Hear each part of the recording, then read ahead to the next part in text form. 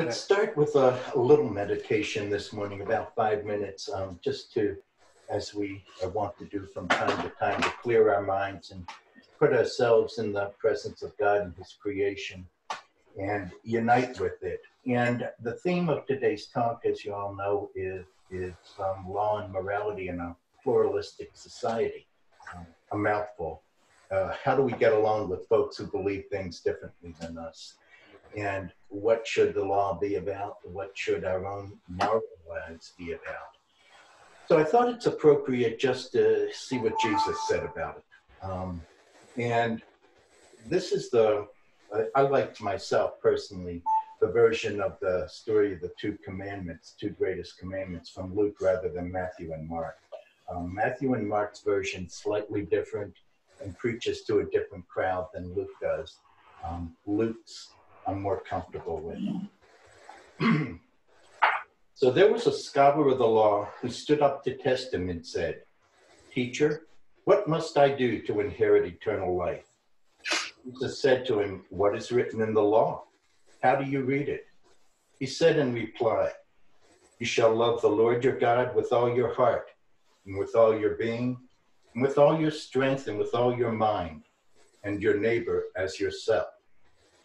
Jesus replied to him, "You have answered correctly. Do this and you will live." Let us think about that a little bit. Think about those we know in our society who think and feel differently about things than we do, whether it's moral principles, laws, et cetera, and think about our relationships with those groups and those people. And where do we go from here? How do we heal what's been going on in our country? How in our own personal relationships we deal with it. And just take a few minutes to go ahead.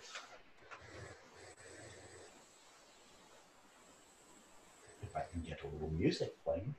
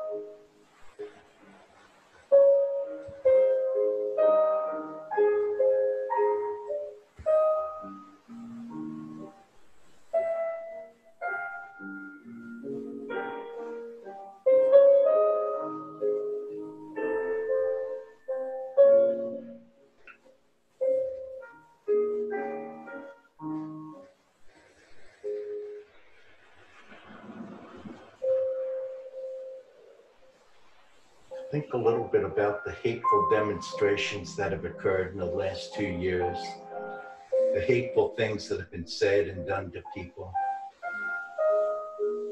And these are our friends, our neighbors, our fellow citizens. Where do we go from here?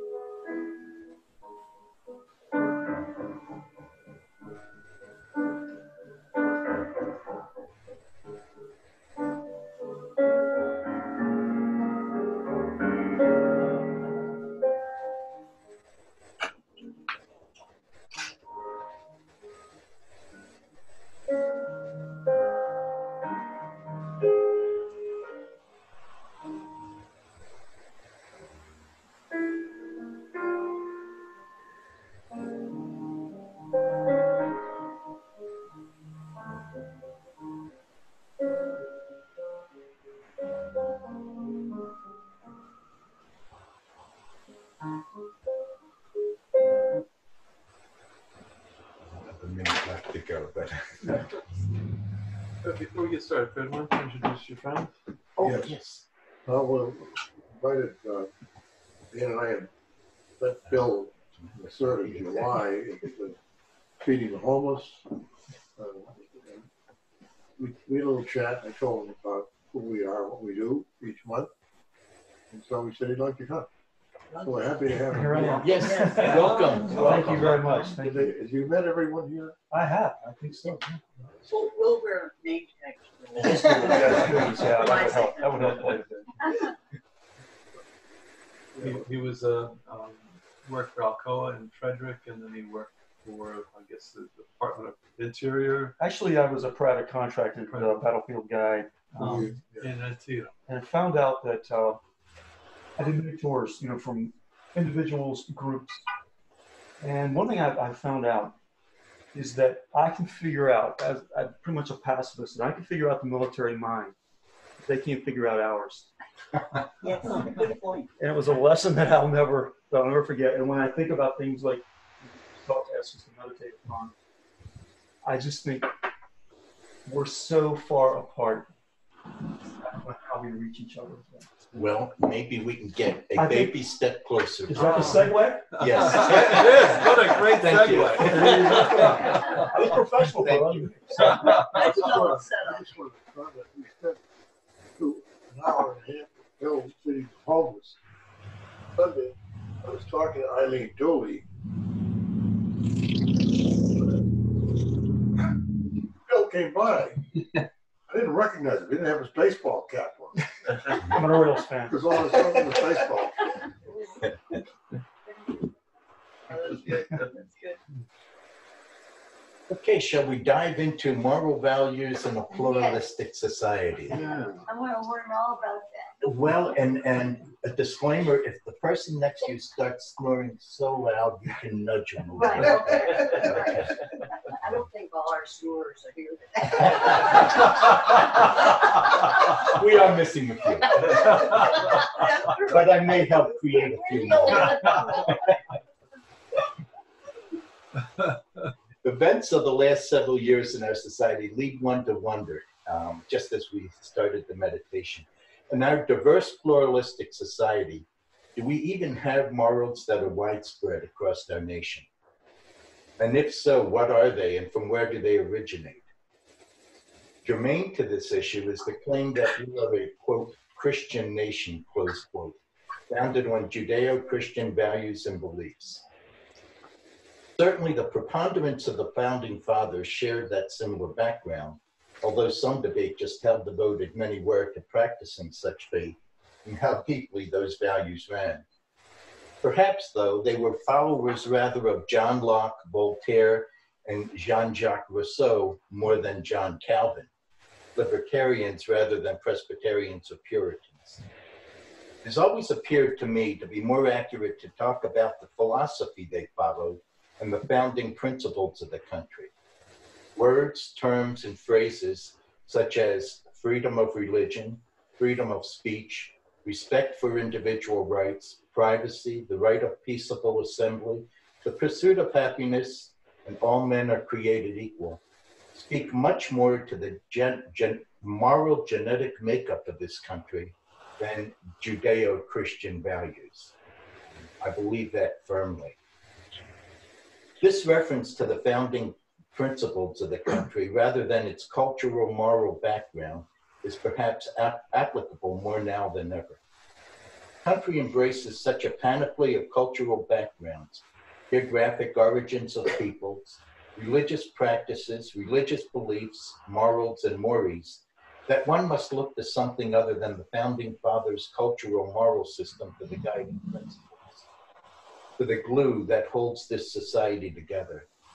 I might say that on a personal note, well, all this is on a personal note, I suppose, but on a personal note, first right after 9/11, and I don't know exactly why, we had gone through stuff with the Bush election, Supreme Court decision, and Bush v. Gore, et cetera, and some hurtful, tough times again in this country. And then we have the attack and the reaction of everybody running around with American lapel pins. And I thought to myself, really, now, what are we about? And what is the glue that holds the fabric of this country? Because at that point, I couldn't find it. And I couldn't figure out exactly what it was. It certainly wasn't our moral beliefs. That I was convinced of. If the focus is to remain on the cultural moral system, then the meaning of the words and phrases used by the Founding Fathers becomes almost meaningless. Freedom of religion becomes a freedom only so long as one follows the religion based on Judeo-Christian beliefs. All men are created equal only so far as they act like me and maybe even look similar to me. This topic, moral values in a pluralistic society, resides at the intersection of the key underpinnings of our society. Key principles on which this country was founded, crisscrossing through the fundamental principles of how we relate, get along, tolerate, if you will, value, if we are better, one another. Right now, we're not even tolerating, but we can be better and at least tolerate, if not value each other. We are in a time currently when these concepts not only intersect, they often clash.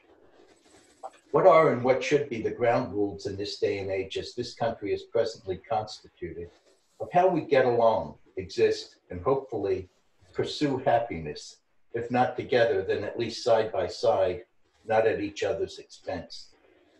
Confounding all of this for us is that we are now confronted with a communication explosion, almost on an instantaneous basis, but we do not necessarily have an explosion of information, at least not on a similar scale. Twitter, 4chan, YouTube, Facebook, internet browsers with their searches on each and every topic may loosely pass for communication, but not information. Much of it could be called propaganda. So where does this lead us? On a personal note, again, I guess I shouldn't keep saying that, right? I feel it is personal, but on a personal note again, after I left the seminary, I was working with juvenile delinquents in Baltimore.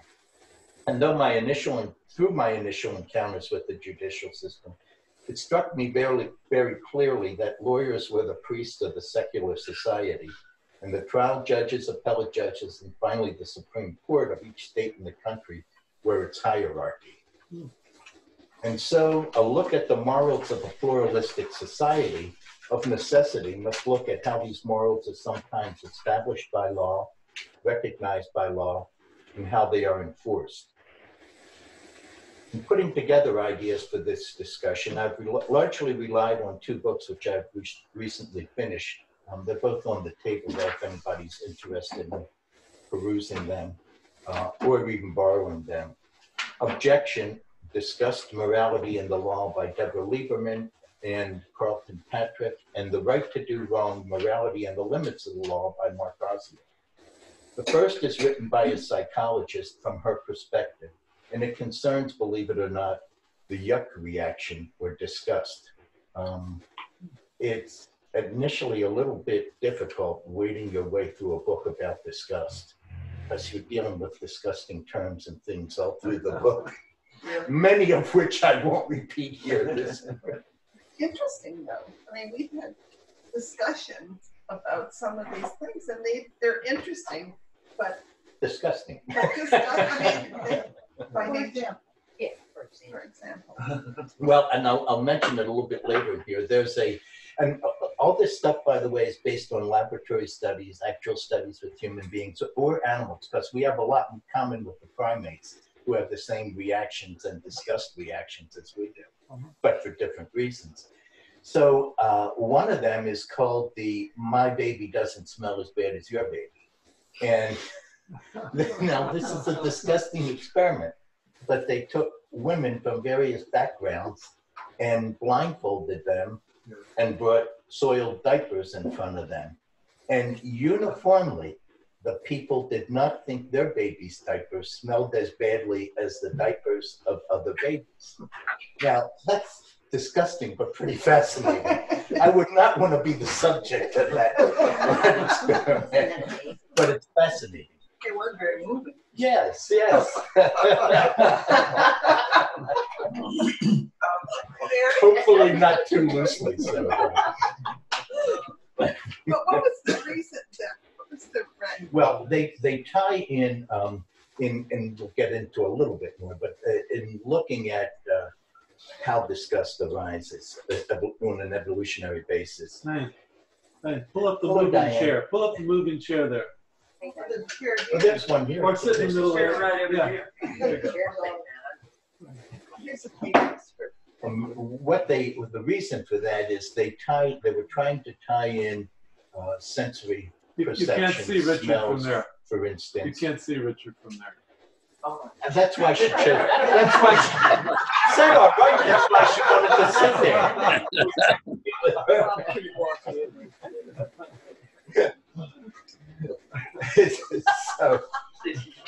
So the reason, anyway, that they give for that is, believe it or not, a genetic reason that they think there's a somehow or another through. You would think it's because you're familiar with that person, so your baby smell. And really, they went through reasons why, but said, no, it's really a genetic relatedness. This is a digression, and I apologize, but was each mother's own baby diapers included? Did Yes. she recognize Right. Yes. that? That's what's astounding. Did she recognize it blindfolded? Blindfolded, She can uniformly, didn't say it was hers, but said this one doesn't smell as bad as the isn't that stranger's. amazing? But I guess the basis is that disgust, what people feel is disgusting, is very personal. Yes. Yeah. So the other baby's diaper, You thought it was disgusting. the other baby's diaper is pretty darn disgusting. Yours, my baby's stuff doesn't smell as bad as your baby.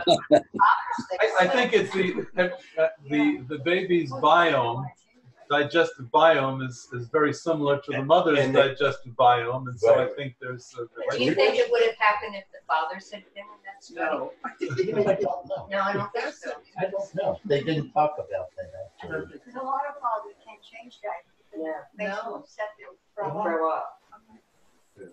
Winks. Yeah, I never thought my kids' diapers smelled. I mean, I just. I mean, I think there's a difference. There really is a difference between poop that's related to you. It's not. Because I never discussed it. And I never mind when my kids threw up or pooped. Yeah. Yeah. So we'll get into why you think that smells even disgusting. We'll talk about that a little bit. But okay, so and then the second book, let me just say quickly, is a quite dry scholarly, written by a quite dry scholarly lawyer with a strong background in international law. The guy's background is actually phenomenal. He's taught in a number of law schools, both in this country and in foreign countries. Worked in the International Court in The Hague, and has actually worked on, when you take countries that are kind of reformed out of the messes that we've had in recent years, they set up new constitutions and systems of law, and he's been involved in that too. So it's pretty fascinating. Okay, let's start by looking at a few key terms. As always, how we use words and the meaning of words is so critical to understanding one another. So pluralism is not a term used and probably not even envisioned by the founding fathers. It was coined by John Fornable, a Fabian socialist in about, I think, 1880s or something like that. It refers to a society that is separated into various communities according to differences in language, ethnicity, race, or religion. The major strengths are seen to be that its inhabitants have a lot more acceptance and are more tolerant. They try to be more understanding towards the differences that others may find difficult to accept.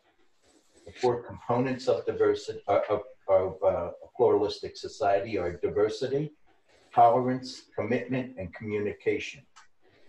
One of the major weaknesses of pluralism, believe it or not, I was a little surprised at this, is that there's a risk of alienation between two factions due to overexposure to each other's belief systems.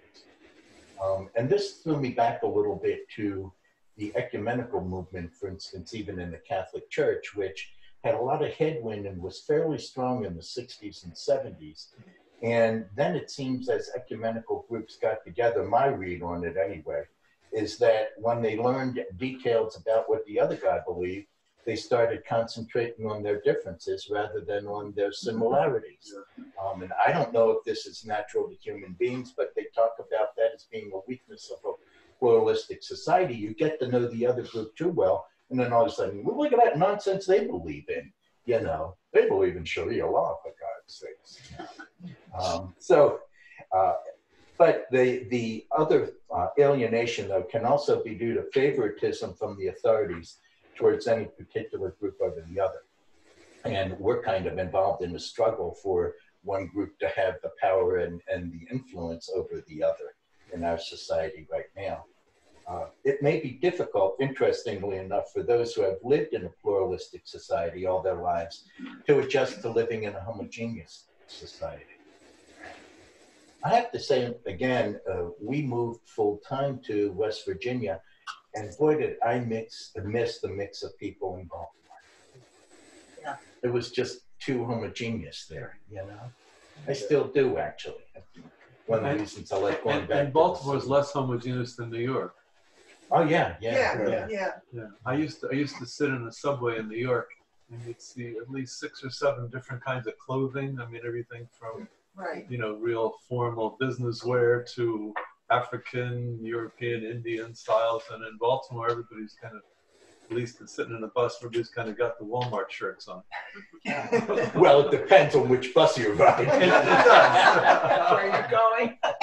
We are stratified also. Similarly, multiculturalism or cultural pluralism describes the coexistence of many cultures in a locality without any one culture dominating the region. By making the broadest range of human differences acceptable to the largest number of people, multiculturalism seeks to overcome racism, sexism, and other forms of discrimination. Multiculturalism is the promotion of cultural pluralism. That's a mouthful, but essentially it's trying to put it into action. It both celebrates and seeks to protect cultural variety while at the same time focusing on often unequal relationship of minorities to mainstream cultures. Morals, it's just an interesting term that even though we describe it today and through the books, but books use it in different terms with its different connotations and meanings, and how it's used is critical to understanding any of this. It's often considered to be a body of standards or principles derived from a particular religion, philosophy, or culture. So when we talk about a system of morals or moral beliefs, that's what we're generally referring to, almost a Kantian type of, these are the rules, and this is what's right, and this is what's wrong, according to those rules. When most people use the term in common speech, it appears this is what's intended. However, quote, the term common morals may be considered to mean a standard of behavior or belief that is generally accepted as proper or rejected as improper. The term common morality is in more common usage today and matches only the use of the term in 1811 and 1883. It's fascinating to me. And I don't know why it was popular in 1811 or 1883, but it's come back into vogue again. The upswing in the use of the term today began in the 1980s and 1989 of the advent of the cultural wars. And they're actually, without dissecting this too much, to me that's important because common morals doesn't mean the separation of the cultural wars that we got into in the 80s, started, and still haven't exited them, started in the 80s and 90s. I think what happens as a result, and we'll talk a little bit, hopefully if we have time later, is we wind up conflating religious morals with cultural mores or common morals, common morality. So we ascribe to the way people act, et cetera, some religious basis or belief behind that, and conflate the two, and it screws the whole thing up. And it just leads us into more problems. If I'm unclear on any of that, just stop me. Two aspects of the word morals can well overlap and be confused, but should not be thought of as identical. And one other key thing here, that definition, and that's liberalism or liberal society. And Aziel talks about this all the time, but he talks about it in a theoretical philosophy of law and legal society context. So for those people, liberalism means, and this is really the genuine use of the term, liberalism means a John Locke, a Rousseau type of liberalism, belief in the supremacy of the individual, that the state gets its value only from the consent of the governed, et cetera, et cetera. That's a liberal society. It doesn't mean liberal the way we fight over liberals and conservatives these days. You can be, and I mentioned in my writing here that actually I think it's ironic that a lot of conservatives who make fun of liberals are actually liberals. Yes. And believe in the supremacy of the individual and don't want government interfering with the individual rights. So you talk about confusing terms, but liberalism is a belief in the liberty of individuals, the consent of the government, etc. Oh, this is interesting. I thought of as I was writing this. Parenthetically, it's in this sense, I believe Mr. Putin was using the term when he stated that liberalism's in decline in the West. And he really meant that as a slap to the West. And he said it with his buddy Trump present. And I think he was present, I'm not sure at the time. I think they were both at that press conference. And Trump thought Putin was talking about the liberal Western states like California. Putin was talking about... I don't think kids be a philosopher. No, I don't think so. And I guess I used the term think generously. But actually, Mr. Putin was slapping at all of us and saying the totalitarian state is coming back with our strong leaders, blah, blah, blah, and your democracy's on the wane, et cetera, et cetera. And I'm doing my best to try to make that happen. As Aziel says in his book, if we could no longer trust to a common morality, and this is interesting, and think about this, because this is the dark side of where we are today. If we could no longer trust to a common morality acting as a restraint in our society, we would need to rethink our laws and legal system. We would need to redesign it upon assumptions less innocent, less hopeful about the capacity of individuals and institutions for self-restraint and the exercise of their entitlements. This would entail a step both daunting and momentous. I guess you all can get, what he's really talking about there. We'll get into his book a little bit more in detail, but Aziel certainly believes that common morality, my sense, your sense, and all of us together, our sense of what's right and wrong, helps rein in the excess use of the rights that others have. So, easy example to jump ahead a little bit, freedom of speech. We protect that dearly as a value in this country.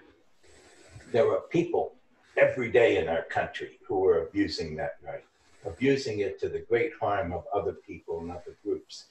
And he says, as long as we have a morality that believes that what they're doing is wrong, and we somehow say it's shameful, their conduct is bad, et cetera, that's a restraint on that excess use of that right. If we lose that common sense of morality and we no longer say that's a bad thing to do, guy, where are we? Then you better have laws saying, well, wait a minute, you have freedom of speech, but only this far, and you can't go slapping this group, and you can't do that. And we'd have to get so granular in describing acceptable behavior in our society that you'd almost have an unworkable society, quite frankly, or at least an unworkable body of laws. There are those in our society today, a lot of them, who are not shamed by acting in a shameful manner. And in losing the sense of shame, we lose the restraint on the excessive use or the advantage of the rights given by the law and by our liberal society. And liberal, again, putting the emphasis on the individual. You know, I have a comment and question. Mm-hmm. When you think of different definitions given pluralism and liberalism in the context of what you described and the differences people have and the understanding of the founding fathers versus with respect to what they call principles underlying what the Constitution was, and going back further to the Declaration of Independence, which Jefferson wrote, and looked at some independence and the rights of Bellman, some of the writings of Brother Bellman, the Jesuit theologian, and how he was equating, finding something in that was meaningful to him. But what you're pointing out, as I understand it, since that time, even with respect to the document of the Constitution and the Declaration of Independence, principles behind those when they were formulated, we've come a long way from that. And so when we use the terms then, because whether people like it or not, because we've had different societies coming together, we've had a gradual adjustment to one another, some more effective than others, in terms of, like you noticed the change between moving from Baltimore up here. Yeah. Then you missed the diversity. Well, Bob noticed the diversity in New York because that's where he grew up. I thought I understood diversity growing up in Massachusetts, even though I was in a rather Republican town when I grew up, and my parents were Republican. But then when Ann and I moved to Washington and came back from Washington, and while I was in Washington the second time, I taught, and she had worked in a diverse society coming from Canada by working at NIH before I even knew her. I learned more about the diversity coming here with her and living in West Hyattsville, Maryland. And then I eventually got a position teaching in 97% Afro-American university. Was DC Teachers Home now University of British Columbia. I was teaching world religions. I was also an administrator. But I was one of those Caucasians, even under administration. When we came, that was after, when we came back to Massachusetts a second time, after doing that, we moved into a town city similar to where I grew up. And Ann, when she came to this country, grew up in the city of Boston in a section called Allston Brighton, that in my ministry I was very familiar with. While it was diverse, it was sort of sexually diverse. Yeah. And there were people like where she was. There were a lot of people from Canada. There were some people from Poland. There were people from Lithuania, and It was the Irish. And Ireland, diverse population. Yeah. So no blacks. yeah. So when we moved back, we wanted a nice town, and we lived. Elsie and I lived there, not far from us. And what struck me, two things struck me. Well, us, both of us. When we first met the people next door, and they were natives of Massachusetts. The fact that we lived in Washington. What their first comment was, how could you live with those people? with those people. Oh, you know what that is, the dog whistle, right? Bottom line is, we never just realized how racist the North was. So what I'm getting at here is in the state house where I worked up there, some of the kids that I taught came up to apply. They were Afro-American kids, teaching positions in the city of Boston. And so out in front to walk through in the state house, they had to come through a battery of secretaries, most of whom were South Boston and Dorchester, mostly Irish Catholic. So one of them came into me in my office, which I shared with another person, said, "There's some people out there that want to see you." So I don't know whether it was someone looking police or what. So I go out there, it's 3 Afro-American kids. He's looking to give me big guns. That was the problem, right there. So what I'm saying, when you break it down into the pluralism here, how many doors do we have to get through? The first door, even to consider what we're considering here. I'm just, and that's been intensified even more so right now. So I don't want to hold the discussion up, but I think it's... when you say how many doors we got to get through to get to the point where we accept one another, much less value one another. Exactly. Yeah, and there are steps along the way. Osio talks, and there's a longer quote from him somewhere in the paper that talks about and it was a little bit difficult. I had to read it over several times, quite frankly, to understand about the liberal state and whether you value the rights of the individual so much that you transgress on the cultural values of the group, and whether it's just the state that allows that or whether you force other individuals within your state to take the same position. So he says, we're at the point where we got to figure this out. Where does the liberal state go? How far do we push this, in other words? And the clash of the cultural values of one culture and the individual rights of an individual. So that's part of what the law can address in one of those steps along the way. There's also a quote that ends the book, Objection, I think, from, it's from Jefferson, which I loved, and I put in here actually in complete.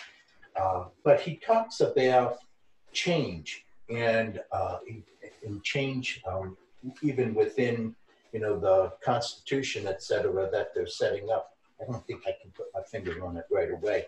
But it struck me because he's saying, we are going to advance. The human mind's going to advance. People are going to advance. And as we advance, you can't expect the law, everything to remain the same. And he uses so page 7. Page 7. And Tom, you can tell me whether this is a similar or a metaphor. I get them mixed up all the time. But he uses the comparison of saying, it's like saying I can wear the same coat I wore when I was a kid. What is that? Well, once you use the word like, then you're talking about a simile. I get them all mixed up, and he corrects me all the time. But anyway, he says it's like being a kid and trying to wear my same coat I wore as a kid. And that isn't going to work. Well, as the human mind gets older, society gets older and the human mind advances, you got to expect the laws and the Constitution, et cetera, to adapt to that, adapt to the different society, adapt to the diverse society that they never could have envisioned when they founded this country. I don't want to get off too much on a tangent, but that really ticks me off because Mr. Scalia was glorified as the patron saint of going back to the original intentions and wording of the original documents. And that is baloney. He was intellectually dishonest and used his great intellect, and the man was a very smart, intelligent person, to justify his own gut feelings, essentially, and read into past history what he wanted that stuff to say. And there's, I think I put down in here some of the stuff from one of his dissents, and it's right on the point that I'm talking about. That didn't come out of any past history. It came out of Mr. Scalia and his system of morals, quite frankly. But I won't get off on that. Catholic morals. Catholic morals, yes, very conservative Catholic morals. Very narrow conservative Catholic morals. Okay, so morals and common morality. So common morality can and does change. I don't put that in there, but it does change and can change. It's a lot more adaptable, let's say, quickly than the morals based on religious principles, which do evolve. Theological groundings for those principles evolve over centuries. Common morality can change fairly quickly. We learn to accept one another. Right. We learn that some of our disgust at other things is really unfounded, and we need to get over that, and we need to accept it, etc. And we do. So then we change our perception of what's right and wrong. And we'll talk a little bit about the gays and homosexuality, and that has happened in our society with regard to homosexuality too. Ozio makes an interesting point on that, by the way, and we'll get back to that. And actually there's data to back this up, that it wasn't so much the lawyers, even though, as he said, we would like to take credit for it, the lawyers and the litigation and all the fights in court that have expanded the acceptance of gays and homosexuals and gay rights, but it was actually television and movies. And some of it, according to insiders' reports, was done intentionally, making friendly, acceptable characters who were homosexual, likable people in movies, and people relate to them. And then all of a sudden you see that's not a pariah standing there. I'm not going to get a disease by talking to that person, and you become more accepting of the person. Fascinating. So that's common morality, and that changes a lot quicker and adapts to what we learn as we learn and open up some of those doors you're talking about there. What page are you working on? I'm going all over the place.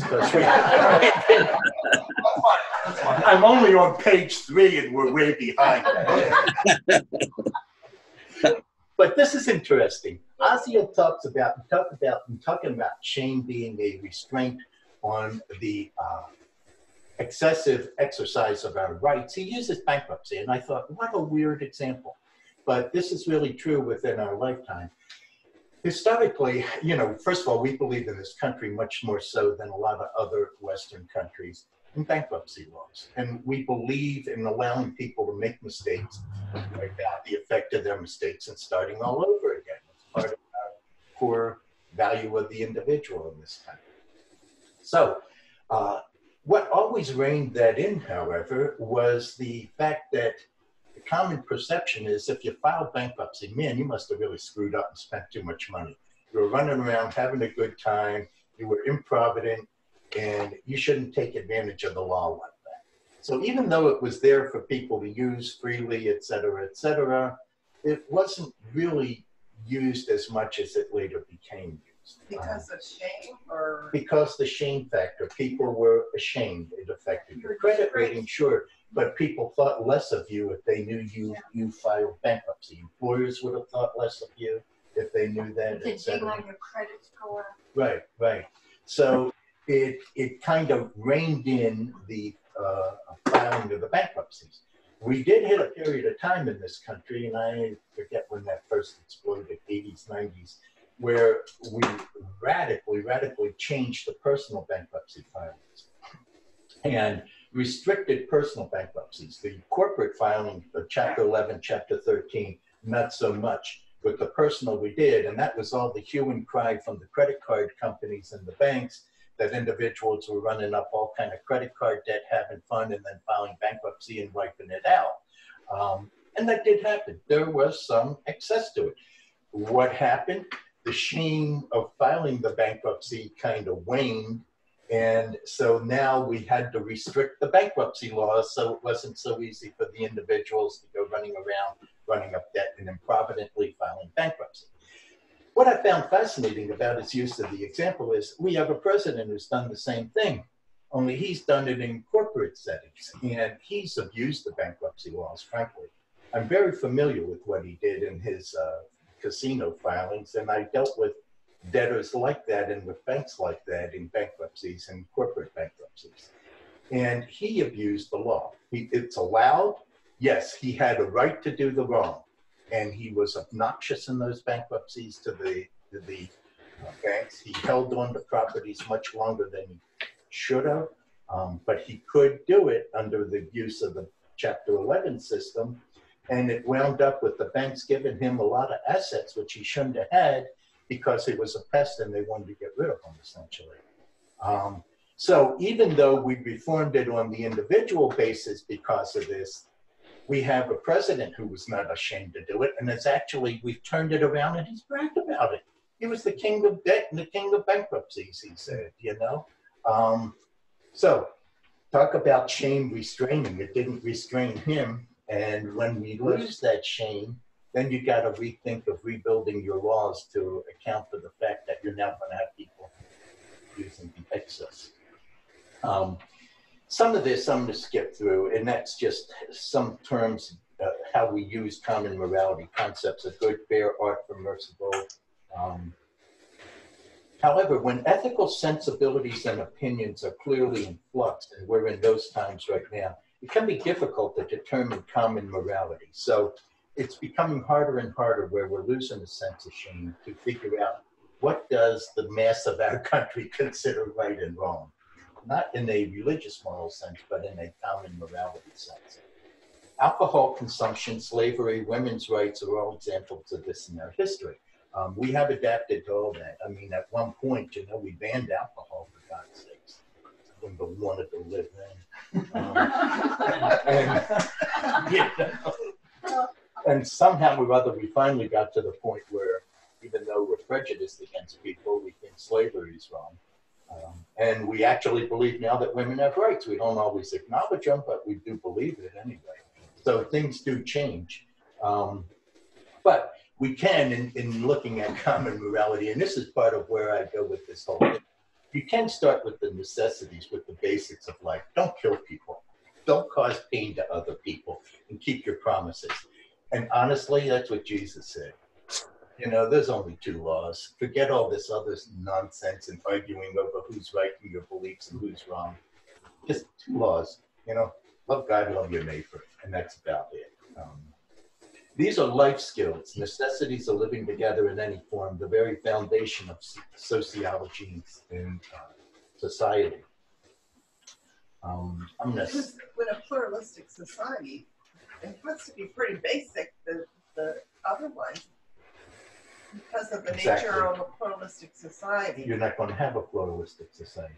And as you become so diverse, and you look at the diversity of this country, every theism you can believe in, Hindu, Buddhist, you name it, the Muslims, you know, Judeo-Christian beliefs, everything is all thrown into this pot. So how do you distill out of that common rules for how to act and value one another?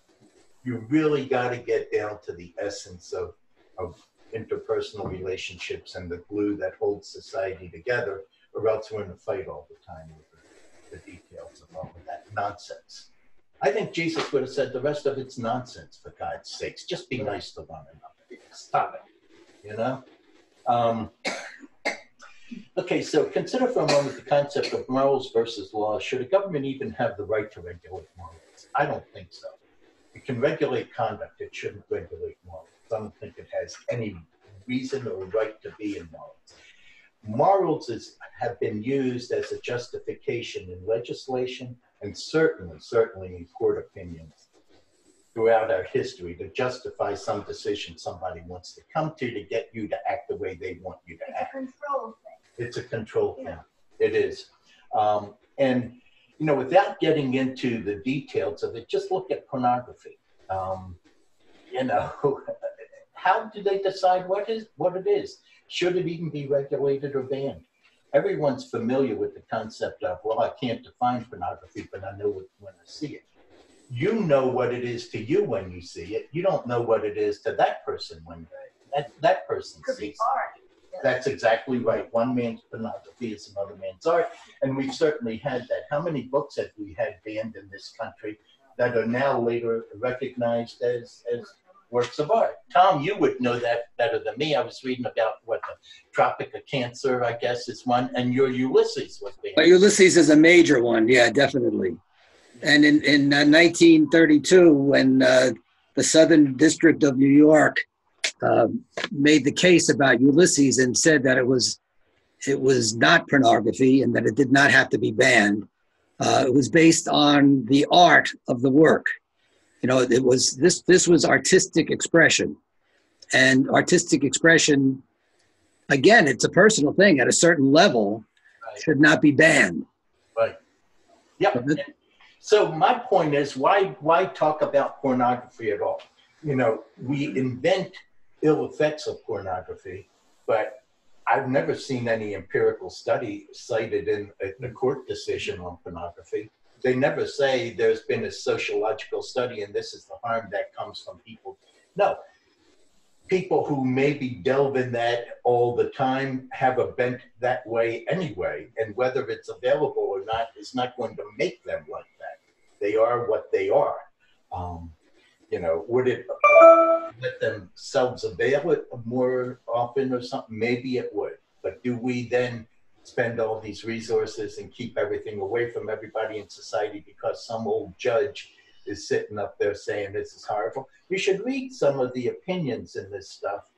The strength of the disgust in the words and the legal opinions is shocking to me. It's really shocking. And I just read it and I say, this isn't a dispassionate judge who's coming to a decision based on legal principles. This is somebody who's really turned off by what he sees and he's just reacting to it. He's imposing his morals on society. And I think they have no right to do that. What about child pornography? Well, you know, child pornography is harm to the child. Yeah. I mean, even getting it is harm to the child. And I have no problem in banning that. You always, I think, in looking, again, just my overarching thing in all of this is you have to look at the harm to the individuals. And that's not to say that you can't establish laws that can be justified with some moral basis or morality. Certainly not. But your moral basis should always be the harm it's doing to individuals or society. You know, and certainly I think child pornography is horrible. I mean, we don't punish that enough. But it's an area that pluralism affects. When you think about how do you teach children about sex as a good, and then what is the abuse of that? You know, so the effect of pornography on children or abuse is really kind of misforming or hurting children's self-perception and the perception of the world. For years and years and years later. But it's an issue these days. Like I was teaching middle school kids, and I generally couldn't share much of Roman mythology books. I mean, any Roman mythology book is filled with nude pictures. And it's not pornography as such, but there's differences of opinion. People will have differences of opinion about what children that are before the age of puberty should be exposed to.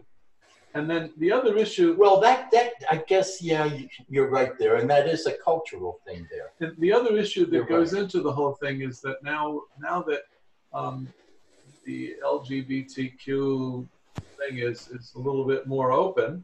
Our old assumptions about what you teach children about sexuality is a little bit called into question. You know, do you really teach children that 10% of the population is homosexual and a certain percentage of the population that different people are at different stages? Why not? Knowledge is not ever dangerous. Well, so I think that still needs to work itself into how you teach it is another issue. How you teach that is that's another issue. Teach that, and we never taught.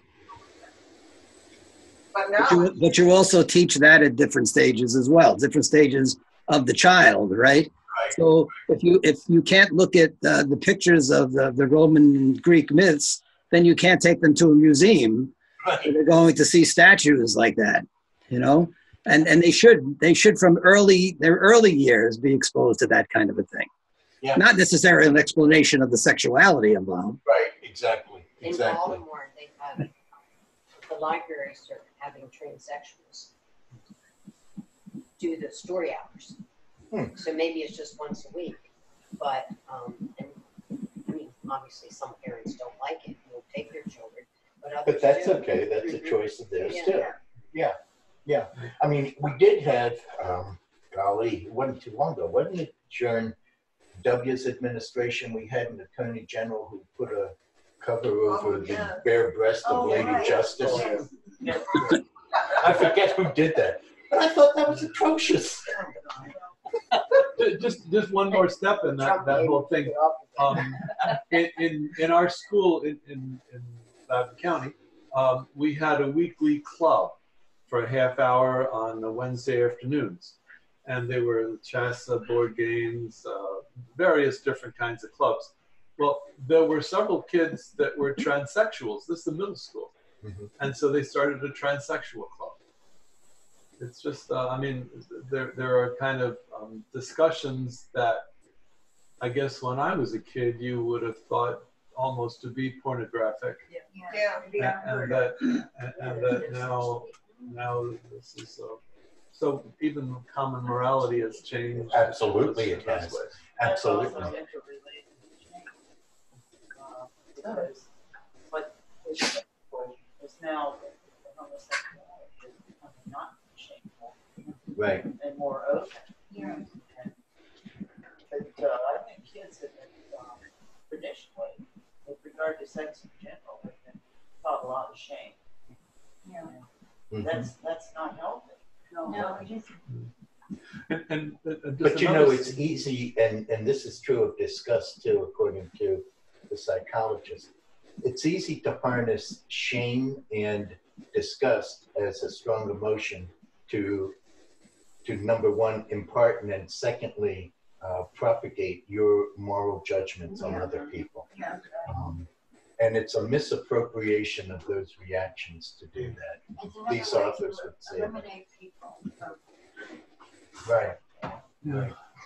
But to go back to the school thing, another thing that ties into this is we used to have a dress code that the girls are supposed to wear skirts no higher than 3 inches above the Well, we knees. still measure that in the Catholic schools. Well, but now in the public school, this past year, they've gone pretty far and they've eliminated all that discussion. And they say that the problem is that those kind of rules cause body shaming. Exactly. It does. With our granddaughter Nicole, she was graduating from, I guess, middle school to high school, and the uniform changes a little bit. So she had this, because she's been growing it like a weed, but she didn't want to have to buy another skirt. Yeah. So she had let the hem down, but then she got very clever. She lowered the waistline. Measure, to finish out the year rather than buy another uniform that she wouldn't be wearing again. That's cute. So how does the skirt length cause body shaming? Not that it's important. It apparently does. I mean, right now, they eliminated that. People can wear shorts all the way up to the waistline. Oh, really? Yeah. And the only top rule was that if there were straps at the top, they had to be at least 1 inch straps, and there was no see-through clothes. And the principal said that the legality of this is so complicated that he really didn't want the teachers to deal with these things. Because the teacher would put their own values to it, and that if somebody had if a teacher thought there were some questionable clothing issue, they should raise it to the administration, and the administration would consult among themselves. So principal to vice principals, some deans, and they'd come to kind of a common opinion about how to handle it. So they formed their own common morality in that They school. did, but based on their interpretation perception of the county guidelines. Yeah. But the more rules you come up with like that, the more difficult the enforcement. I agree. And And that's a major problem. You know, who's the assistant principal's got to go around with a ruler and measure 3 inches from the knee, you know? You might like that. Waistbands to get the skirt shorter. Oh, sure. Uh-huh. I mean, we weren't ashamed apparently, but the nuns were, so we had to wait. Yeah, wait my until we got sisters school. even did that. They would roll it up as soon as they get All the outside of Catholic school. girls all Right, right. Not your sisters, Richard. Your sisters. My sisters. Hey, interestingly, there's been, and I found this fascinating, there's been a lot of research done on disgust in recent years. Disgust by psychologists. I thought, you know, what the heck ever got them to do that? But part of it is our rhetoric these days. And I found myself actually overusing the words, well, that's disgusting. You know, certain things that certain politicians do or say, that's disgusting. And I needed to find out what disgust really is. Oh, there's an interesting study too that I point out, bottom of 4, top of 5, or did I? No, I guess it's the top of 5. Okay, so are we going to the top of 5? Yeah, something like that. We're kind of roughly following this.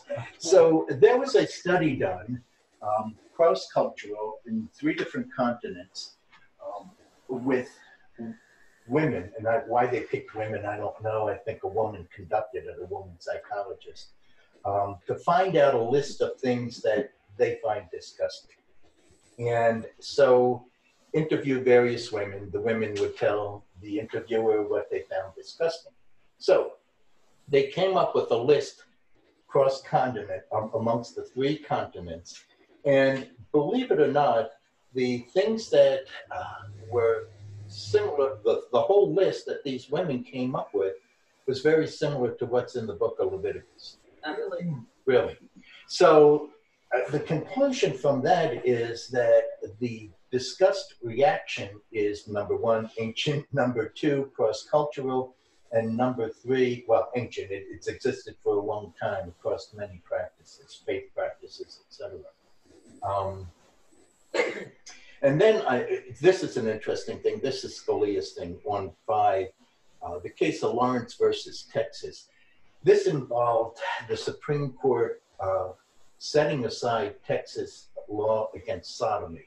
And this was actually relatively short after, this gets into a whole interesting legal discussion on stare decisis in the law, whether you follow precedent in the previous law. 17 years after the Supreme Court upheld the Georgia statute against sodomy, they overturned the Texas statute against sodomy. And Mr. Scalia had a conniption fit and wrote a dissenting opinion on this.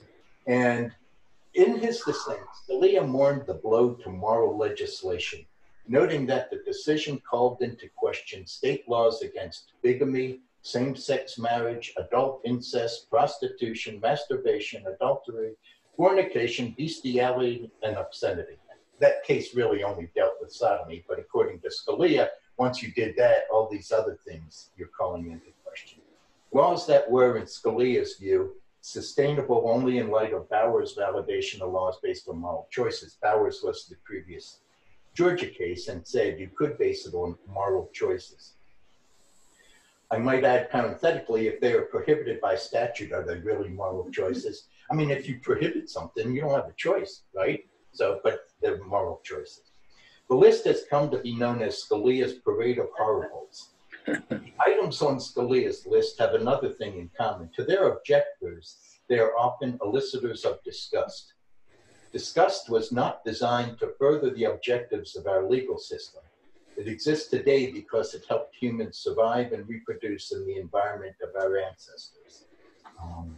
So there have been a lot of legal opinions and legislation that have been issued either by the court or passed by legislatures that use disgust at certain acts as a moral basis for the opinion for the proscription of the act.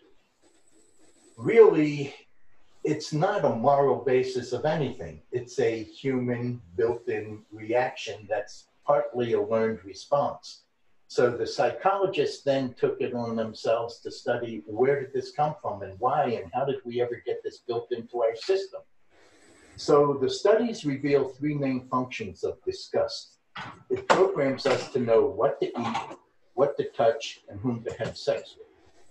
The author identifies three basic steps of emotions, and disgust is an emotional reaction. So you detect a situation, you see something close to you, sense it, smell it, see it, etc. Integration, you incorporate that sensory perception into your body of knowledge and instincts body of knowledge and programming that's in you, and then you respond, and response is often disgust, which is, get that away from me, yuck, this is awful.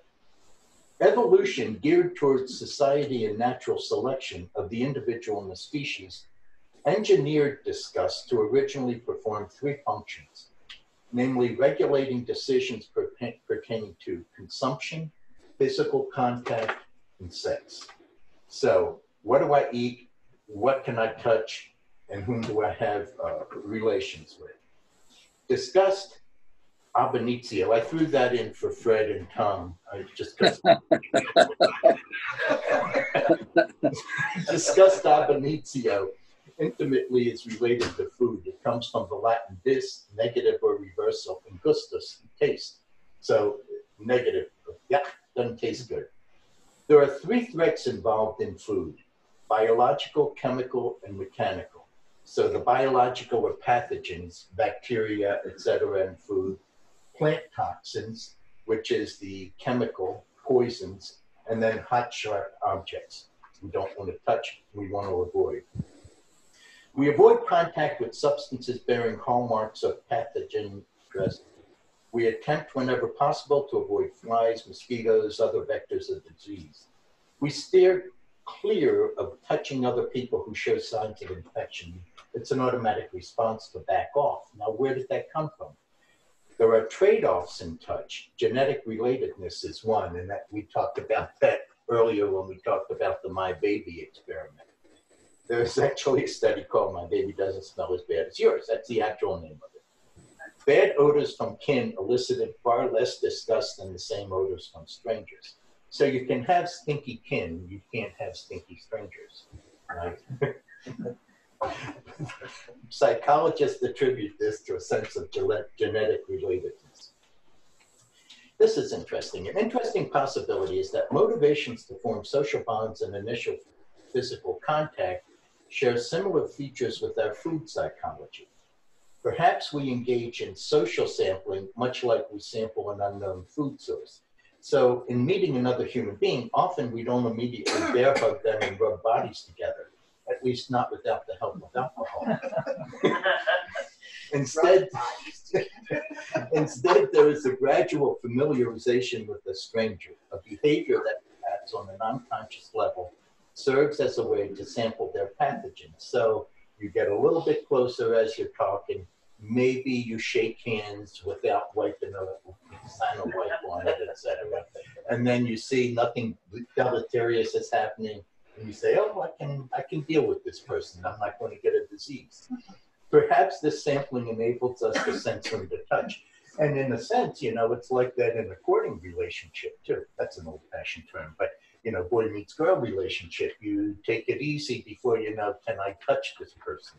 Not because I'll get accused of some sexual crime, but am I going to get a disease? And in the book, the author goes to detail the triggers behind with whom we have sex.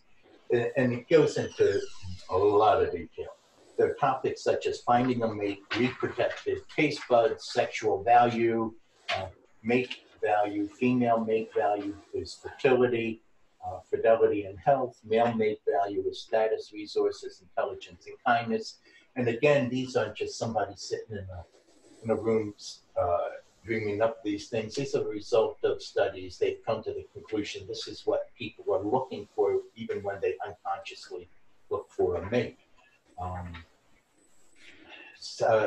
Sexual value component, genetic relatedness, which is a turn-off, a disgust feature in sexual relations, and many others. one of the conclusions is there's much evidence that individuals with low estimated sexual values evoke strong disgust when the topic of sex is on the table, almost as a automatic response by them. To many, the thought of incest evokes disgust. Beyond incest, homosexuality is another of behaviors often topping the disgust charts, that is, for heterosexuals. Empirical evidence suggests that disgust is the primary emotion governing sexual avoidance. That is, low or negative expected sexual values are related to feelings of disgust.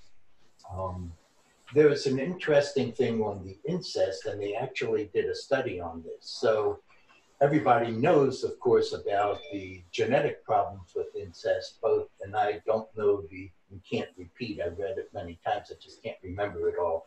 The differences on how genes are passed, et cetera, but you have both genetic mutation where a gene can go rogue if the male and the female are too closely related, but you also have something that, again, can't repeat the details of, where you actually get over immunity that you may have to something. People are not are too close. So so everybody knows about that, and society is going to way back when it's been a big no-no. Incest is a no-no. No sex between parent-child, no sex between siblings. So they did a study. Now, with birth control and with what we know about genetics and all the other banks of knowledge we have, what would be wrong if a brother and sister wanted to have sex, safe sex? They couldn't possibly reproduce. There's no harm done to either of them. They're both adults. It's on a voluntary basis. The Egyptians. Well, here's an interesting thing. Most people are still repulsed by that. Even given all of those givens, that you're not harming anybody, you're not creating a defective individual that's a harm or a burden to society or a harm to that individual, nothing bad is coming out of this. So what do you think of, no, it's just. Well, doesn't the structure of the family get affected though?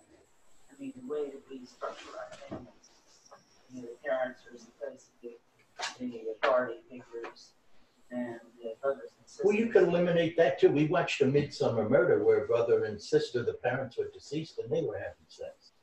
The caretaker was so turned off, she quit her job and ran away. And the cops had to go find her somewhere, et cetera, related to the crime had been committed. But it was almost, I said to Donna, that Midsummer Murder is almost like the posit in the psychological studies. There was no harm done to either of those individuals or to anyone else. There was no family structure. It was just the brother and sister. And people uniformly, like the caretaker there, thought this was so horrible. She couldn't stand being in the same house with these two anymore.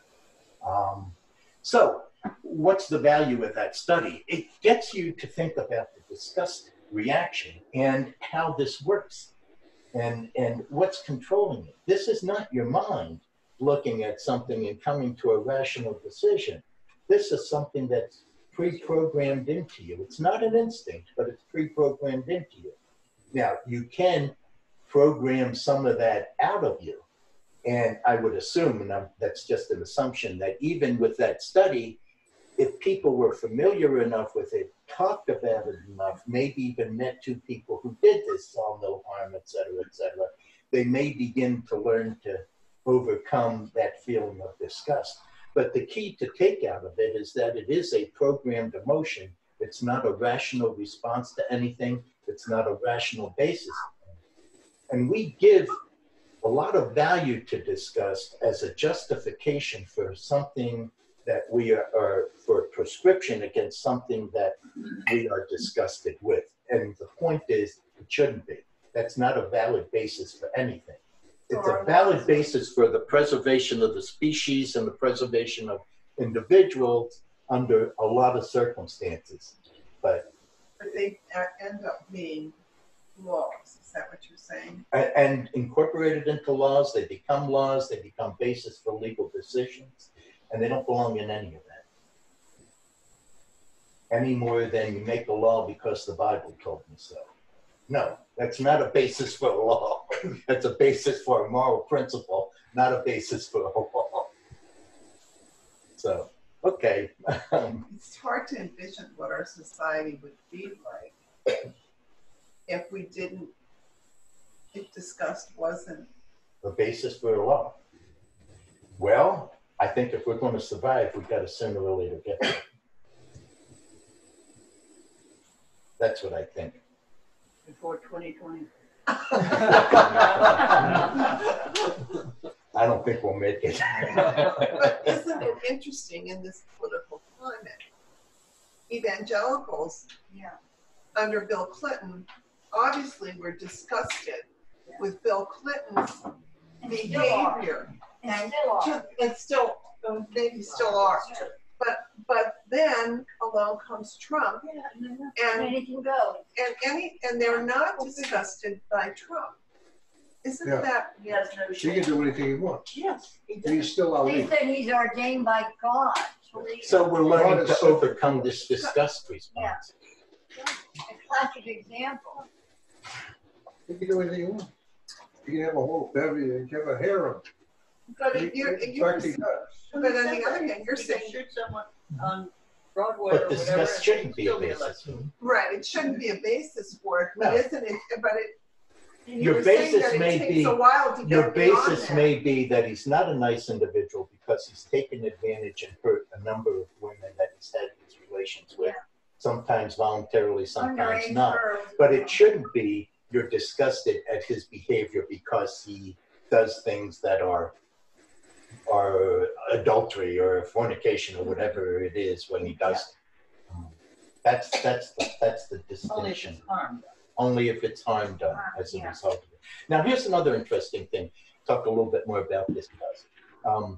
Variations in the manner in which the sexual attraction system develops and calibrates.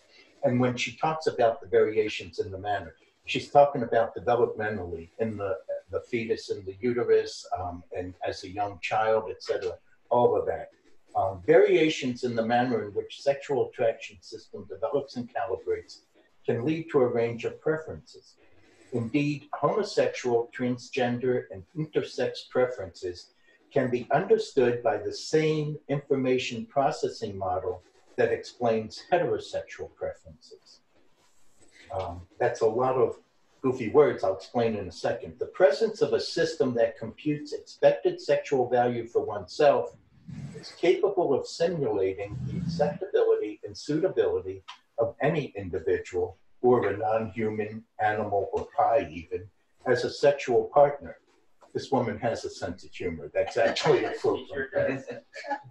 This simulation can produce reactions that range from intense arousal to the deepest of disgust. So what they have found that actually amongst the whole spread of human sexual relations, as she mentions, heterosexual, homosexual, transgender, intersex preferences, what determines those relationships are the same triggers that does for heterosexual. They're all the same.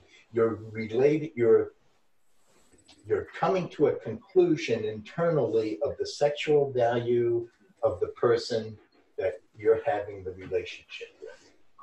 And sexual value, as we talked about before, means a lot of things, not whether you're fun in bed, but the whole thing of the relationship, value of the relationship.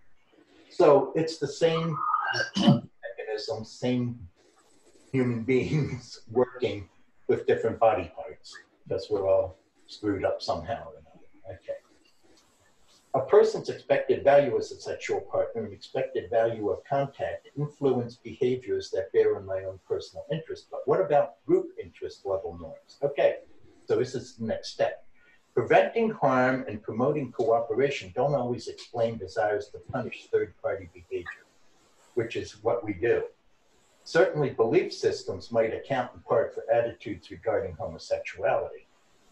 But now this part, you can agree or disagree with. But religious ideals derived at some point in time from the psychology of humans, and this is her as a psychologist saying this, saying that psychologists believe this, most commonly from men, by the way.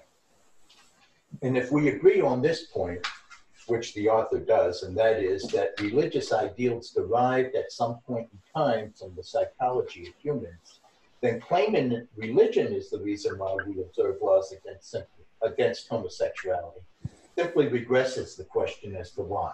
So we're back to why all over again. Because the Bible told me so. Well, why did the Bible tell you so? Because it told me so. No, come on now. No, you got to get beyond that to understand it. Okay, so consensual adult sexual relationships such as incest, polygamy, and prostitution, gender switching, contact with lower social castes, food taboos, genetic engineering, taking drugs, pornography, curse words, and other offensive speech are all often moralized, even when the behavior has no material impact on the lives of those doing the moralizing. Now, why is that? Why is that? Why do we want to regulate the behavior of others or put down the behavior of others? Well, it's control. And it really goes back again to early impulses of human beings. Prescriptions against behaviors with no clear conflict of interest meaning not harming me, suggest that humans develop and enforce norms and laws that sometimes have little to do with harm, fairness, or overt conflict. How can we explain this? Perhaps by alliance formation, which is a well-developed art by human beings.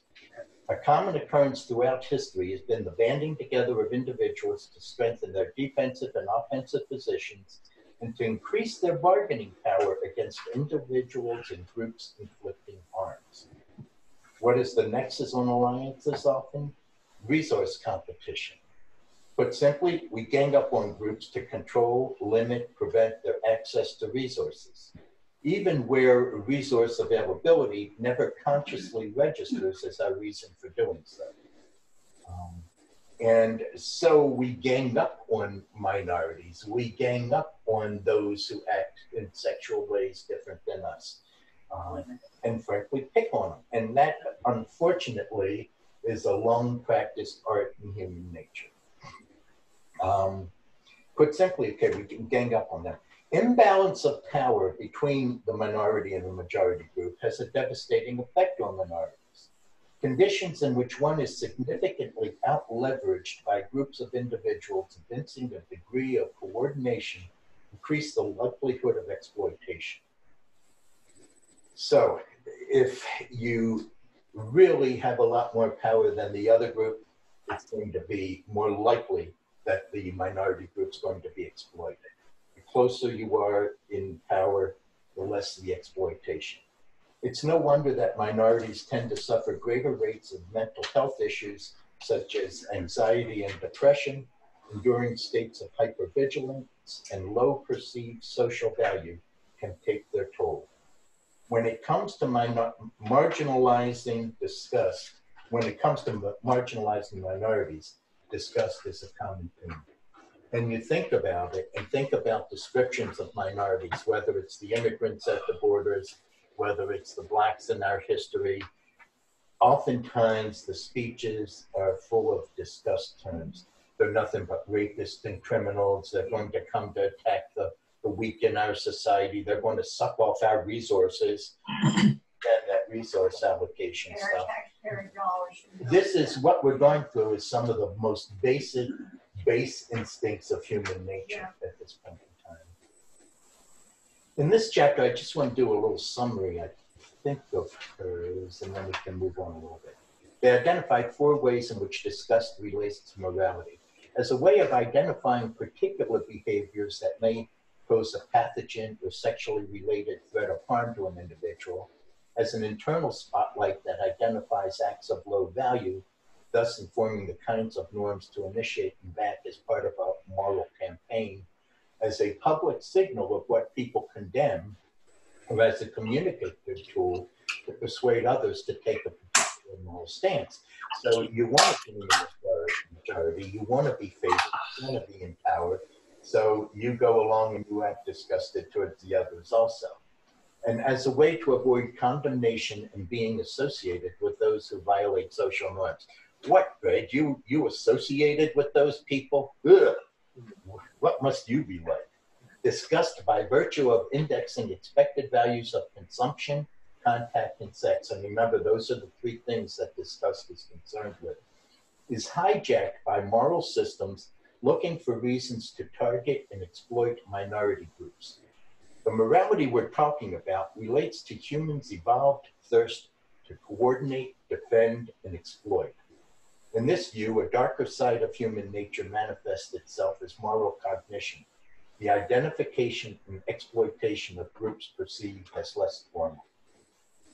Pretty nasty stuff. The relationship between disgust and morality is perilous and carries high stakes. And, you know, after reading this book and thinking about it, they don't belong together at all. You know, disgust and morality don't belong together at all. Because of its access to our systems for generating moral norms, disgust, long viewed as an emotion meant to cause aversion, can instead instigate and incite conflict. As we'll show in coming chapters, this can be problematic when relying on disgust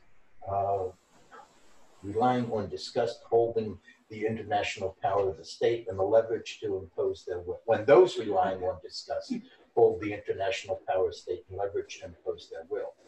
I might add the same may well be said as to its use by those under the guise of powers of religion, and it often is. By a lot of evangelical preachers, at least that I've read their stuff, they use disgust an awful lot as a control, as a propaganda thing, etc., as a domination mechanism.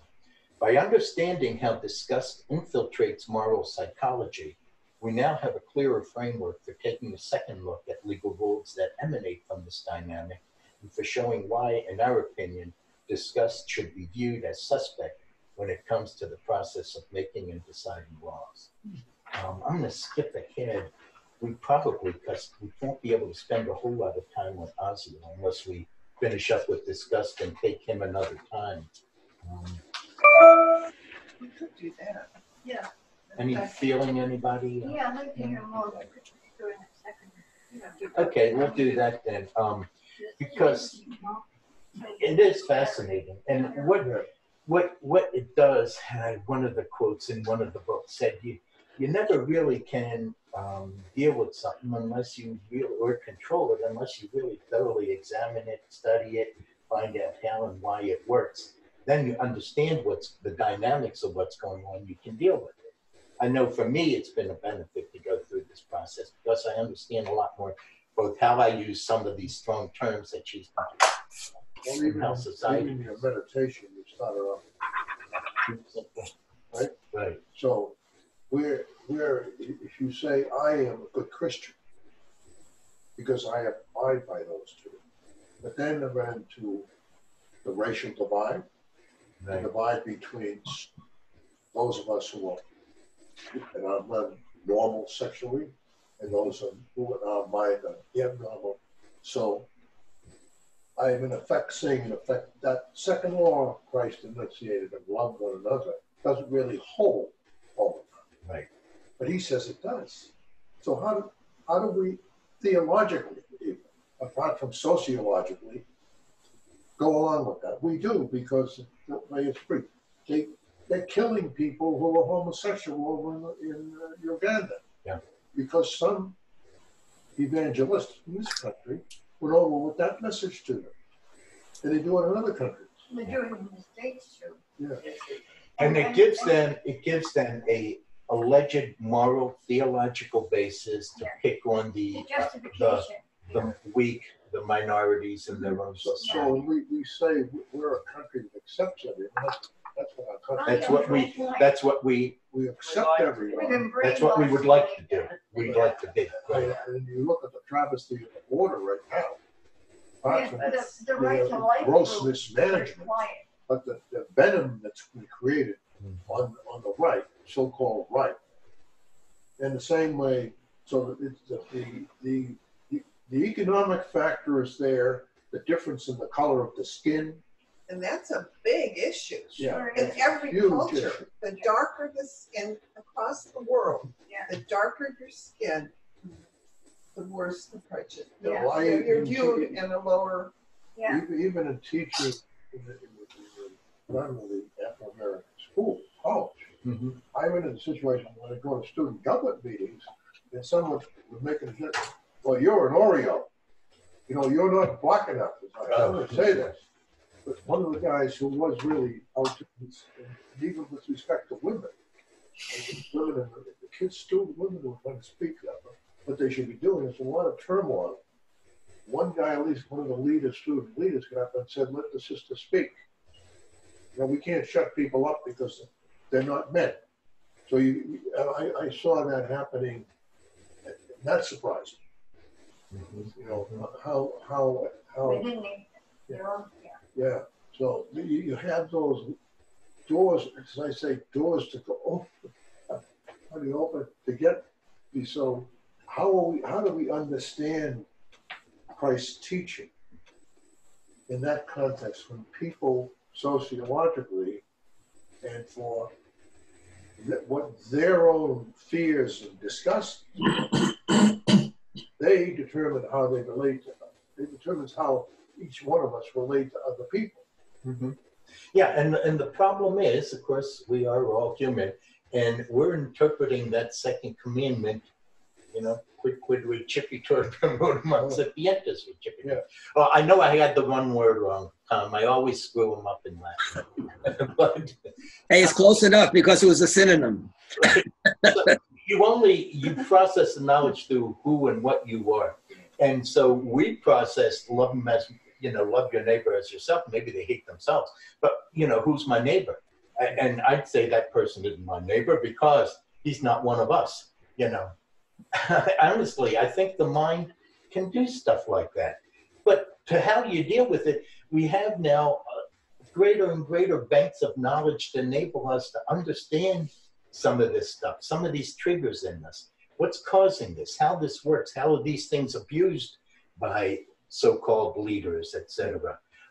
So as we understand these things, we got to start changing behaviors.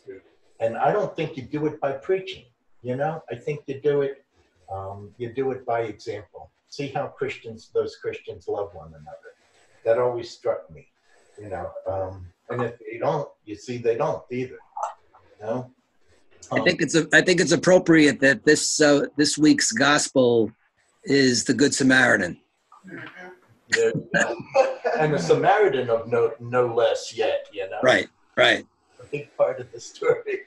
You know, one of the bad guys. Right. Not one of us. Not one of us. Not one of us. No. Let me just read this part here too. Moral intuitions as outputs of human psychological mechanisms. They are not sacred. I bolded that word because the emphasis, they are not sacred and they shouldn't be immune from the type of rigorous analysis that judges and legal scholars might apply to, say, administrative or contract laws. And I'm telling you, you read some of their decisions and all you have is moral outrage and disgust and not a reasoned, logical decision. By simply rubber stamping a storied or collective sentiment, which is what common morality is, we are replacing normative analysis with mere tallying. So if we say our common morality is what most of us or a lot of us agree it is, no, you're just adding up numbers. Who won the race? You know, that's not what morality is. Look at the effects of what you're doing. And where these instincts are flawed, and they are certainly, then having many of these instincts does nothing to alleviate an underlying problem with the instinct itself. So the fact that we all experience the same instinct of disgust in a given circumstance doesn't mean it's right. It could mean we're all wrong. You know, you have to look at the thing itself. Look at the trigger to the instinct, to the disgust reaction, and look at what's going on. Then make a judgment on what's going on. Not just say, oh, we all agree it's bad. Oh my God, that's bad. You know. Courts often attempt to justify rules by relying on concepts like contemporary community standards, traditional mores, or practice or prescription, and which is what Scalia did. In other words, the logic is either many people share these intuitions now, or people have had these intuitions consistently for a long time, and that's the basis of the decision. But because disgust is a species-wide program built by an evolutionary process that takes thousands of generations to alter, many of our moral intuitions become both widespread within communities and consistent over long time courses. That doesn't mean they're correct. The book ends with the quote, and this is the quote I was looking for earlier from Thomas Jefferson. Great quote. "I'm certainly not an advocate for frequent and untried changes in laws and constitutions. I think moderate imperfections had better be borne with, because when once known, we accommodate ourselves to them, we get used to them, and find practical means of correcting their ill effects. But I know also that laws and institutions must go hand in hand with the progress of the human mind. As that becomes more developed, more enlightened, as new discoveries are made, new truths disclosed, and manners and opinions change with the change of circumstances, institutions must advance also and keep pace with the times. We might as well require a man to wear still the coat which fitted him when a boy, as civilized society, to remain ever under the regiment of their barbarous ancestors." And many of these disgust emotions come from a barbarous past. The alliance emotions, all those things come from a barbarous past. So we really shouldn't remain under the regiment of the barbarous ancestors. What's that? Barbarous. Now, I think we did skip a lot, but we did pretty well finish discuss. We could end this section with a little bit that I wanted on the very end of the whole thing, or start Oziel, and then we could do a little bit of Oziel the next time, and then also do the clericalism the next time too. Yeah. Want to do that? Yeah? Yes. Okay. That's a good idea. Okay. Okay, so now we'll switch gears slightly and look at emotional reactions as a mechanism to subdue or rein in excesses allowed by law. We talked a little bit about that at the beginning, about what that book is about. So there we're looking at emotional reactions as a positive to rein in the excesses. At play in this analysis is the use of the term morals or moral order to signify the common morality rather than one deduced from a set of rules or principles from a particular, for example, from a particular religion. The relationship between the proper order of conduct and societal order is the central issue here. The author Oziel states that not just any busload of people deserves the name of society, which is certainly true. It's just a busload of people. There has to be some thinking and feeling alike amongst members. A shared thinking and feeling almost immediately begins to identify the proper sites for shared sentiments of indignation at injustice. In his mind, and I bolded all of that, a key element of common morality. So how he would determine common morality is, do we all get involved, have this reaction that this is an unjust act being committed over there, and we're trying to rein it in. Every generation lives in an age of, or period of change. Change is the one constant of life. However, with the technology and sharing of opinions, facts, and disinformation through the rapid media, the pace of change appears to be continually accelerating. Even a partial abandonment of commitments by those around them leaves some people sincerely feeling like aliens in their native land. And that actually was written over 100 years ago, that line. And it was written about a change in sexual mores, and I think that was in England, if I'm not mistaken. But it was that author's comment that you change these rules, and all of a sudden I feel like I don't belong to this society. Who are these people? You know? The chief challenge for a national society, and this is where we are in this connection, is to distinguish between those moral commitments it may legitimately regard as non-negotiable, which its laws or mores will therefore expect all to honor, and those amenable to revision, reinterpretation, perhaps even discarding in recognition of moral heterogeneity. Some will consider this form of diversity desirable, while others simply acknowledge its inevitability, which is, I think, where an awful lot of folks are in our society today. They don't particularly desire it, but oh well, let's change and I gotta adapt. More than a few will seek to reduce it by means lawful or otherwise, and that's where a good segment of our society is right now also. I'm not going to go along with this, it's wrong, I'm going to fight you every step of the way. I won't bake your damn cake for that wedding, I don't care what the Supreme Court says, you know? So, do you think I'm going to change? No, I don't think so. Now, here's the part I think I alluded to a little bit earlier. In light of the human right to preserve one's culture, must the liberal state tolerate all practices fairly attributable to the culture of any social group amongst its citizens? So must it tolerate all practices? Or must the liberal state tolerate only those cultural practices consistent with ensuring equal respect and autonomy for all individuals and their treatment not only by the state, but by private parties as well?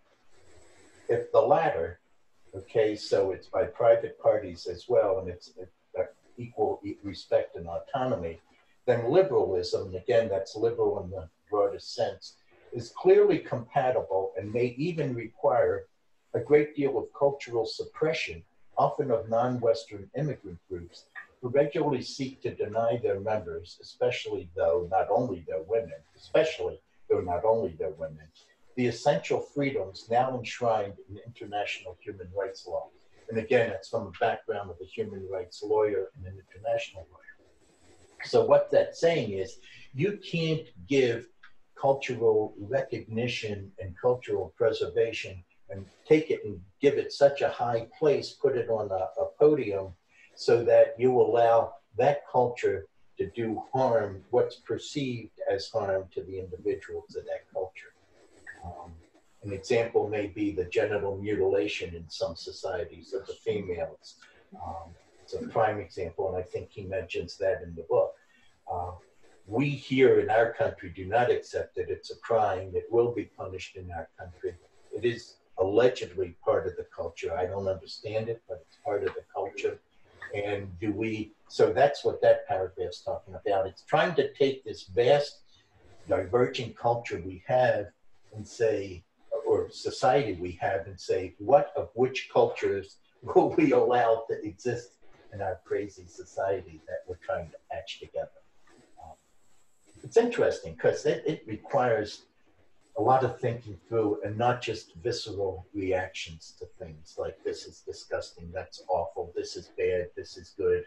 You have to really think through balance rights of people and individuals. You take the cake baker and the gay stuff. It's one of the things, frankly, that got me interested in this whole topic of law and morality right now. Because frankly, the Supreme Court case recognizing the right of gays to marry is one thing, and that established their right in our society.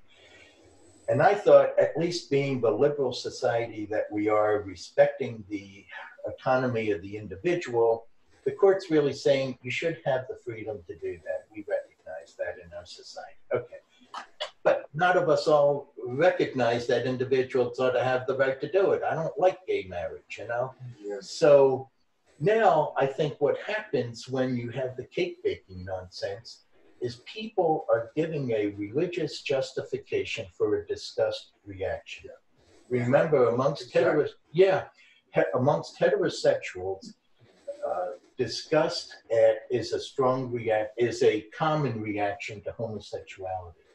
So, you take somebody who may be in a lot of, I think both these cake bakers are evangelicals, if I'm not mistaken, but the one in Washington, the one in Colorado, you take a heterosexual evangelical, what's their reaction going to be? I hate this, it's disgusting, it's ugly, it has to be immoral, and therefore it's against my religious principles. And you search the Bible, and out of the millions of words in the Bible, I find 5 that say this is wrong. And by the way, it's in the book of Leviticus, and I don't follow much of the book of Leviticus, but this one I do, because it's in the Bible, and the Bible told me to do it. And if you tell me I need to bake a cake for that guy that I think is disgusting, then you're trampling on my rights as an individual to practice my religion. The Well, bakery isn't a religious place. I know that, And, but and the other thing is, if he's going to work in the public sector and sell to the public, then you can't do that. You can't discriminate because of. it depends, believe it or not, on state law. And that does not depend on any national statute. Sexual orientation is not a protected category under our national law. It is in some states, not every state, and you can probably off the top of your head name a handful where it's not.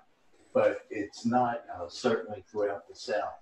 It is a protected category, I think in Maryland, certainly in the state of Washington and the state of Colorado, where both those cases originate.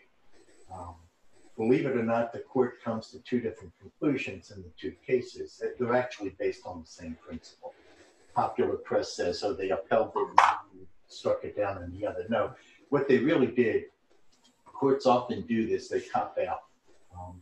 You know, with the split and the majority conservative on the Supreme Court these days, they're not inclined to expand rights. And they already had the decision recognizing gay marriage. So you're trying to balance the right of freedom of religion and the rights of the individual in our liberal society to practice his religion as he sees fit, against the recognition of the gay marriage, etc. You can't say it's against the rights of the gays because the gays don't have a right to go into any establishment and be served the way anybody else is. Not unless your state, under our system of laws, protects them. So in essence, in our society, you can discriminate against whomever you want as long as that person is not a member of a protected group. Minorities are, blacks are, and gays are in some states. So in both Colorado and the state of Washington, they are protected. Complaints were brought before the discrimination committee in both the commission in both states. In Colorado, the reaction, what screwed up the Colorado case is the reaction of the commission was pretty strong. Some of the commission members, and if let's see if what we sent back to the committee in Colorado. And that was because what the Supreme Court did, instead of making a decision on the merits and balancing this all out, they did say Colorado says it's illegal to discriminate against people because of their sexual orientation. Oh, but by the way, we went through the record of the commission, and there was some comments made by one of the commissioners that shows he was clearly prejudiced. So they referred the case back to the lower court to retry it again on the issue of the prejudice of the commission and whether it reached a valid decision under the law, and saying that the cake baker discriminated under Colorado statute against the gay couple. In the state of Washington, and then one it gets reversed, the other it doesn't, it depends on the lower court ruling. They actually came to the same conclusion in the state of Washington, only there I think it was allowed, the commission was upheld. They sent it back though, I think, for reconsideration. But, you know, one was reversed because the commission upheld the discrimination. The other one, the commission found no discrimination. So to say it was reversed, to say it was upheld is misleading. You got to look at what the court's really saying. They sent them both back to the commission for the issue of prejudice of the commission against gays or religious freedom, either or. Yeah, my non-legal head, here I think, well, if you're in business, you're public, then you can't discriminate based on your religious beliefs. Because this is not, here I go back to the bakery, isn't owned by a religious organization. And it's not private, like but as a private business, we value your right as an individual in our society that you can serve whomever you want and not serve whomever you want in society, except for those whom we feel have to be protected because they've been fracturing in their history so badly. And that's essentially what it amounts to. There was a quote in here from, I think, Justice Kennedy about one of the gay cases. And the quote was accurate as to what he was saying. I don't know if I can, again, put my finger on it quickly. I think we skipped. We may have skipped over it. Yeah. But he was saying something to the effect of, you just can't, was it page 4? In the middle of the page. What's that, Pat? In the middle of the page. Middle of page 4. Pat not only can identify any song that I'm thinking of when I snatch a lyric out of the air, he can pick out the quotes on the pages. He's pretty. I was allowed to pre-read. Full disclosure. Yeah, but I wrote it. Okay, this is a great quote, man. Kennedy, and this was, I think, in the concurring opinion in that case. He said, we need to, future courts, following the recognition of gay marriage, future courts would need to balance the rights of those with religious objections to same-sex marriage, along with rights of gay people who, as Justice Kennedy said, cannot be treated as social outcasts or as inferior in dignity and in worth. Those cases must be resolved with tolerance, without undue disrespect to sincere religious beliefs, and without subjecting gay persons to indignities when they seek goods and services in an open market. So because they've been treated so badly in our society, some states have said, stop it, don't do this anymore, you can't do this. Just because a person's gay, you can't be treating them like this.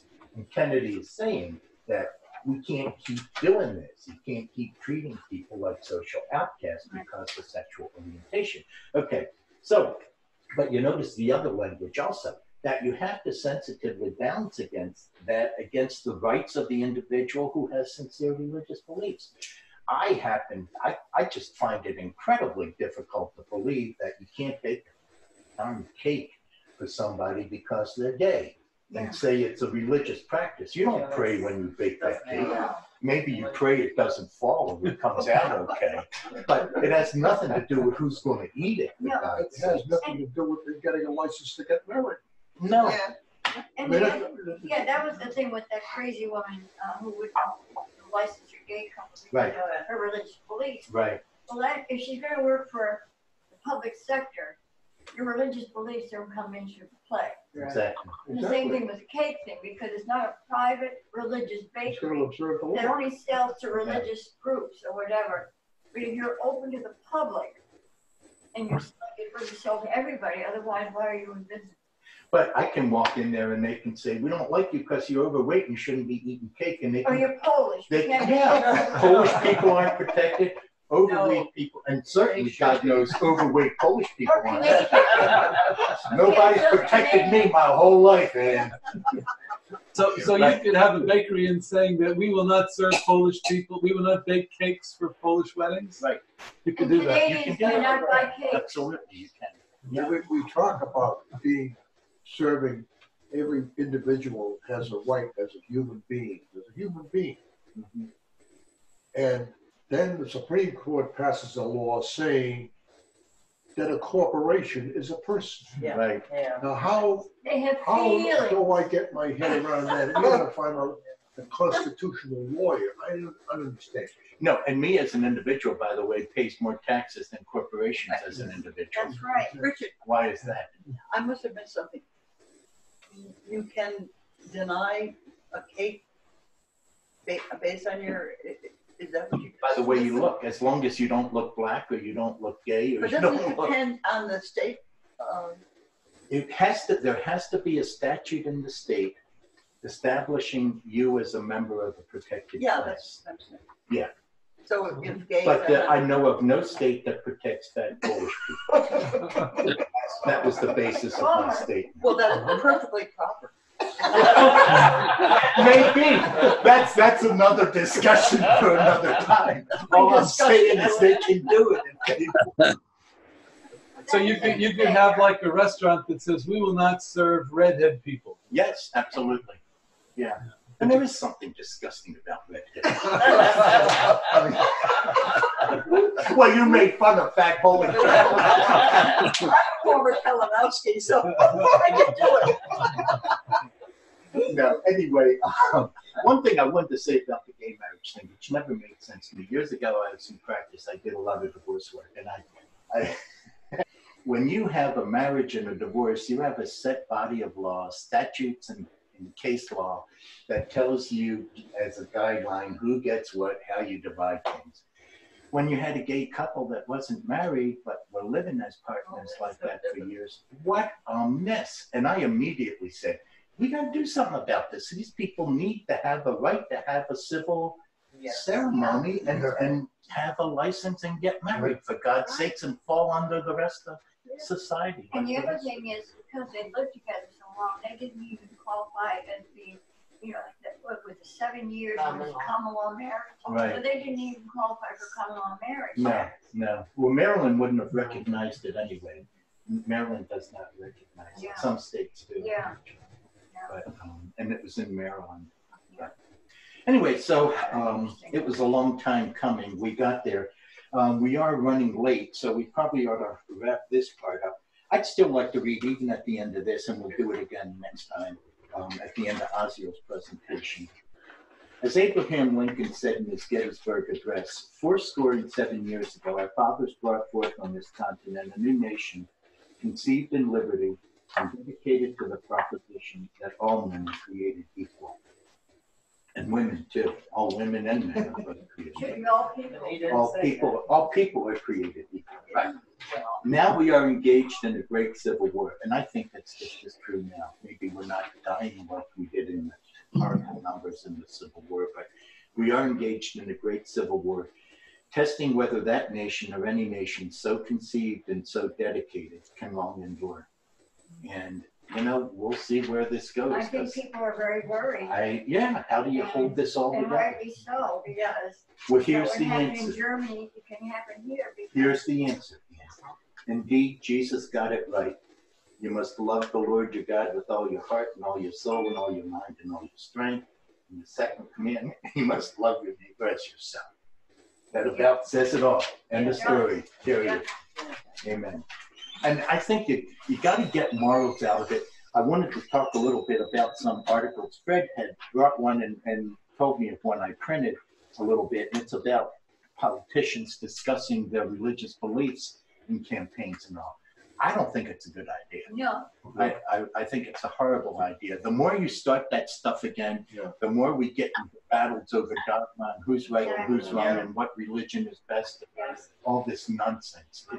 We've got to get away from that. Abortion should never be a political issue. No.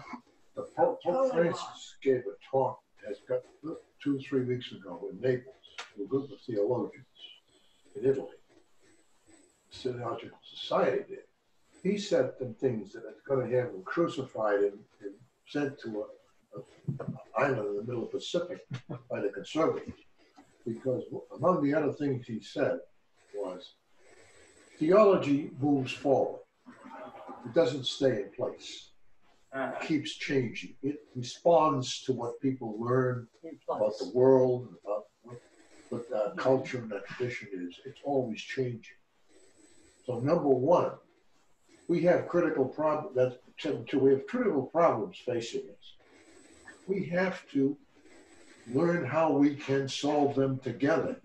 We can't stop. We've got to stop using the word dogma, and we've got to open our hearts and our minds to where other people are coming from, and we've got to stop proselytizing. Yes, amen. And the time is for us to learn how we can be help to people who are in such need in the world. According to our faith, it goes back to what you started with. Yeah. So to me, I'm summarizing it, it was a very moving clobber for probably will by my son. I can hear it now. Yeah. It's right on, Fred. Right on. Yeah. I'll collect these unless you want to keep it. Okay, so Well, bring it the next time then. Oh, yes, Yeah, yes. bring some Thank you. extras, too. Thank you. Wonderful.